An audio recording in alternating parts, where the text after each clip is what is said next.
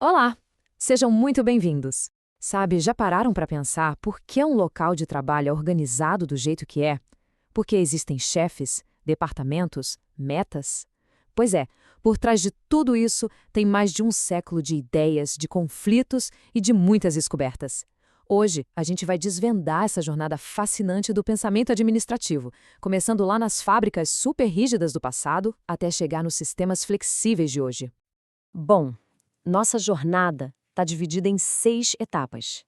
A gente começa com a necessidade de ordem lá na Revolução Industrial, depois passa pelo momento em que o fator humano entra em cena, aí a gente vê como as estruturas foram sendo refinadas, entende a organização como um sistema vivo, até chegar na conclusão de que, no fundo, o contexto é que manda.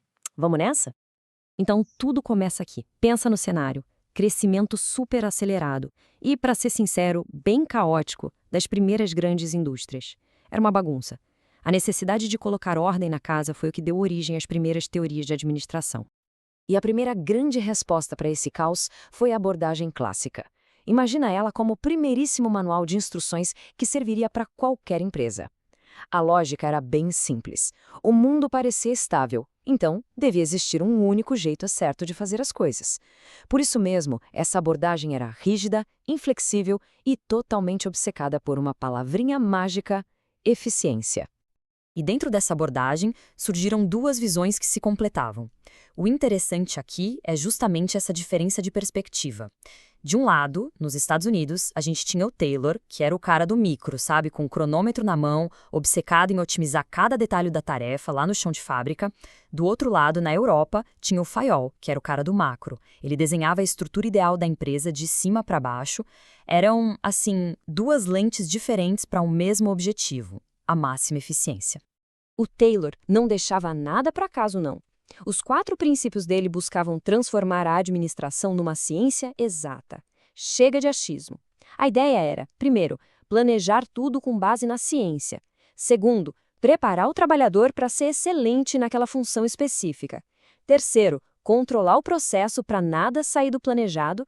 E quarto, um ponto crucial, separar quem pensa, a gerência, de quem faz, os operários. É algo que a gente vê até hoje, por exemplo, na otimização de uma linha de fast food.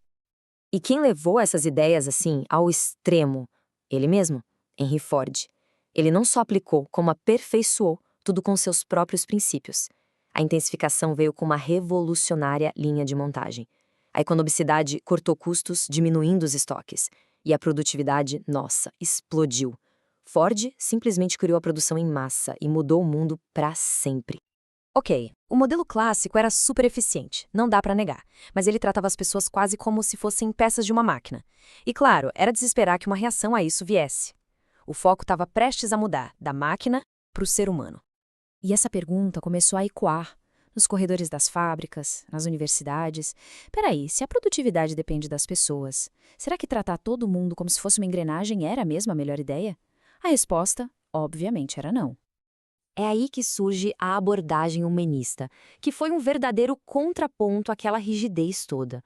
O ponto de partida é simples, mas para a época foi revolucionário. As pessoas não são todas iguais. Cada pessoa tem sua própria personalidade, seus sentimentos, suas relações, e tudo isso influencia diretamente o trabalho.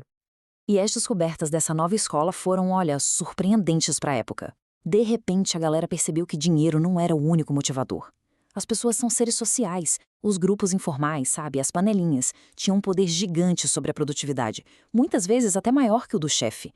A organização não era uma máquina, era uma rede complexa de relações humanas. Bom, depois desse embate entre a visão da máquina e a visão humana, o pensamento administrativo entra numa fase mais madura. A ideia agora não era jogar fora o que veio antes, mas sim construir em cima daquilo, refinando as estruturas e, claro, incorporando as novas descobertas sobre as pessoas. A abordagem neoclássica é o retrato perfeito dessa evolução. E o ponto-chave aqui é a mudança de foco. Os clássicos eram obcecados com os meios, se perguntando: a gente está fazendo as coisas do jeito certo? Já os neoclássicos se voltaram para os fins, e a pergunta passou a ser: a gente está fazendo as coisas certas? A busca pela eficiência deu lugar à busca pela eficácia. Não basta fazer bem feito, tem que fazer o que realmente gera resultado. Nesse contexto, a gente revisita a ideia de burocracia do Max Weber. E aqui é importante esquecer aquela imagem de papelada e lentidão que a gente tem hoje. Para Weber, a burocracia era o auge da racionalidade. Um sistema com regras claras, hierarquia definida, impessoalidade, tudo desenhado para ser previsível e extremamente eficiente. Era uma tentativa de criar a estrutura mais lógica possível. Aí, a teoria estruturalista dá mais um passo e amplia o zoom. Se a escola das relações humanas olhava para os grupos dentro da empresa, os estruturalistas começaram a olhar para as relações entre as empresas e a sociedade. Eles nos apresentaram a ideia do homem organizacional, que é basicamente o conceito de que cada pessoa desempenha vários papéis ao mesmo tempo. É funcionário, cliente, membro de uma família, cidadão, tudo junto. O mundo não parava de mudar, e cada vez mais rápido. As teorias que só olhavam para dentro da empresa já não davam mais conta. Era preciso entender como a organização interage com o ambiente lá fora, como ela se adapta e muda para poder sobreviver. E é nesse cenário que entra o desenvolvimento organizacional, ou DO. Essa é uma abordagem totalmente focada em gerenciar a mudança de forma planejada. O objetivo não era só mudar um processo ou outro, mas transformar a cultura da empresa, a qualidade das relações, para deixar a organização mais saudável e mais capaz de se adaptar aos novos desafios. E essa necessidade de adaptação nos leva a dois modelos básicos de organização.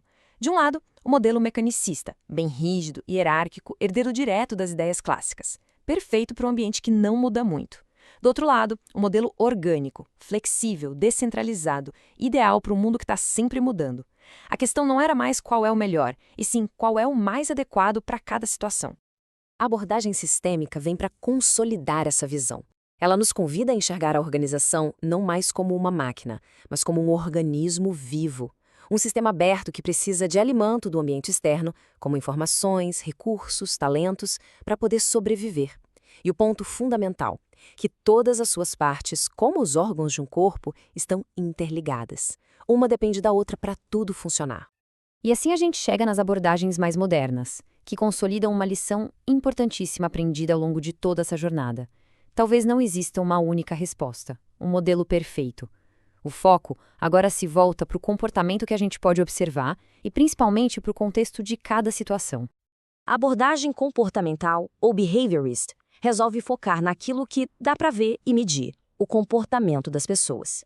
Em vez de tentar adivinhar o que se passa na cabeça de cada um, ela estuda como os estímulos do ambiente e as consequências das ações acabam moldando o jeito que as pessoas agem dentro da organização.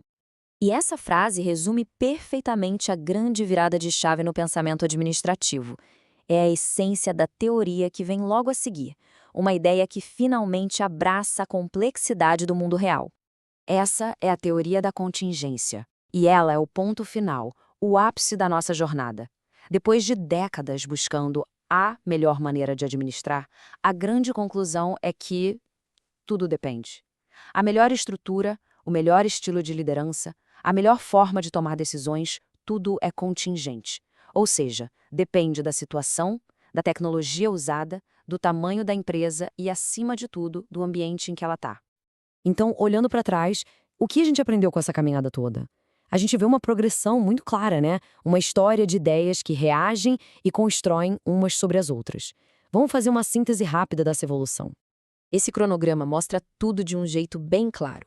A gente começou com um foco puramente mecânico em tarefas e estruturas. Depois, descobrimos a importância das pessoas. Em seguida, refinamos as estruturas, aprendemos a olhar para o ambiente e para o comportamento, até finalmente a gente aceitar a ideia mais poderosa de todas, a de que não existem respostas fáceis e que tudo, absolutamente tudo, depende do contexto. E para encerrar, fica aqui uma pergunta para reflexão. Observando uma empresa, uma faculdade, qualquer organização que seja conhecida, será que dá para identificar os traços dessas teorias? A estrutura mais clássica, mais humanista, ou já abraçou de vez a ideia da contingência? Fazer essa análise ajuda a gente a entender que essa jornada teórica está mais viva do que nunca no nosso dia a dia. Muito obrigada pela companhia.